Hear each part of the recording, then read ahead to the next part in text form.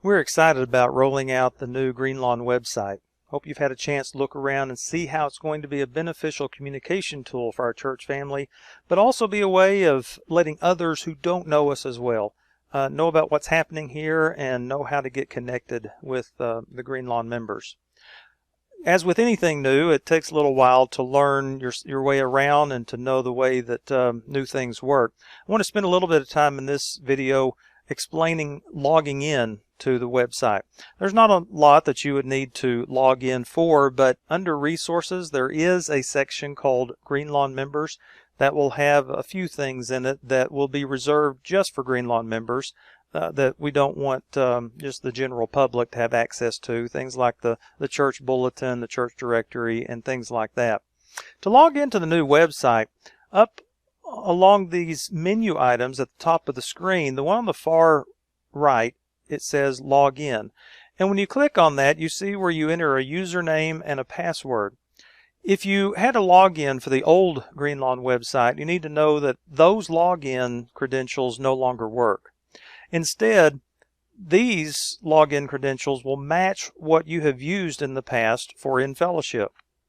Many of you are familiar with InFellowship. Here is a screenshot of it right here. If you registered for InFellowship, if you used InFellowship, that's the same login that you'll use for the website. You put in your email address, your password, and that will get you in. If you have not logged into InFellowship before, you can come down and click sign up, and that will take you to a screen that looks like this one where you put in first name, last name, you put in your email address for your login, and create your own password for the site. This will also create a login for the InFellowship site, which will be important, as you'll see in future videos. If you have logged into InFellowship before and you just can't remember what that password was, then under username and password, where it says log in, then there's an option that it says I forgot my password.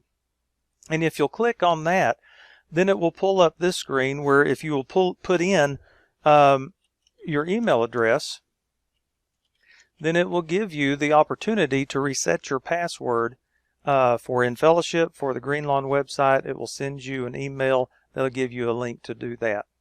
So once you have your login for the InFellowship site and now for the Greenlawn website, if you just put in that information, your email address, the password that you set up, click enter or click login, then you're logged into the site, so that when you go to Greenlawn members, then it'll pull up this week's bulletin. You can download it. You can go to InFellowship where the church directory is at, your giving history is at, event registrations, and those kinds of things. And again, we'll come back and share more with that in a future video, and some other resources that we'll put there for Greenlawn members.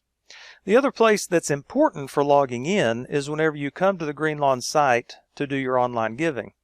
If you come up to, again, the menu options and you click Give, and you pull up the online giving site, as you go down, you'll see on the online giving form there is the option to sign in. Signing in to online giving is the same as signing in to the Greenlawn website. It consists of your email address and then that password that you set up for InFellowship. Now I want to show you a couple of things about online giving that I didn't show you last time. Up in the right hand corner you see where my initials are, the DH. If you click on that, you can go to a screen that says My Account. On that screen, you're able to take care of some housekeeping chores that you might need to do for your online giving. The first screen gives you a chance to update your address. If you move or you change to a P.O. box, whatever it is, you can go to this screen and you can update your information. The second option here on the left-hand side says Payment Methods. This is very helpful because if you need to change your payment methods with your online giving, this gives you an easy place to do that.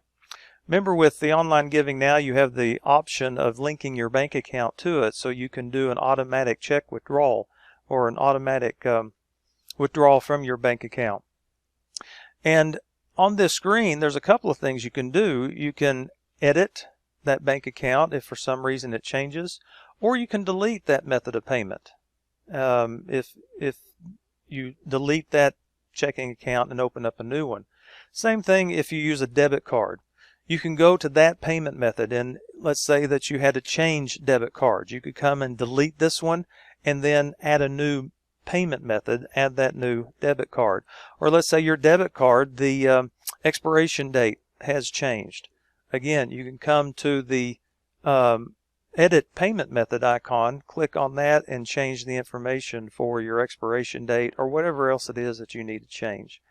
That will make keeping your online giving information current and give you the chance to make those changes and make those updates without having to call the church office to do so.